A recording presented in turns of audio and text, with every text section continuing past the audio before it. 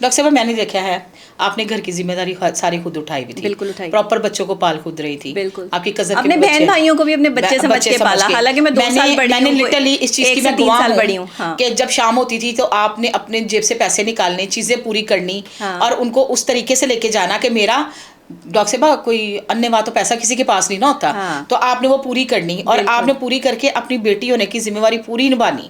تو میں نے کہا ڈاکٹر نبیہ رہنے دو, تم کیا لگی رہتی ہو؟ تو آپ نے کہا نہیں میری ذمہ داری ہے. اور پھر میں نے گاؤں بگاؤ ایک دفعہ آپ کے گھر میں میری سیٹنگ ہوئی ہے تو میں نے دیکھا آپ نے ہمیشہ پہلے بہن بھائیوں کو آواز دی, ان کے بچوں کو آوازیں دی, آ جاؤ بھائی آ جاؤ. ڈاکٹر صاحبہ کیا لگتا ہے کہ آج بھی آپ کو پتہ ہے میرے گھر میں کھانا بنتا ہے نا, تو سب سے پہلے جب سب کھا لیتے ہیں نا, اس کے بعد جو تھوڑا سا کھانا بچ جاتا ہے نا, میں کہتی ہوں مجھے بھی دے دو. وہ کہتے ہیں آپ تازہ کھانا نہیں کھاتی ہیں, جب سب تھوڑا سا کھانا بچ جائے گا تو بعد میں کہتی ہیں. میں نے کہا وہ میرے لیے نکال کے الگ سے رکھ دیتی ہیں میری بھابھی.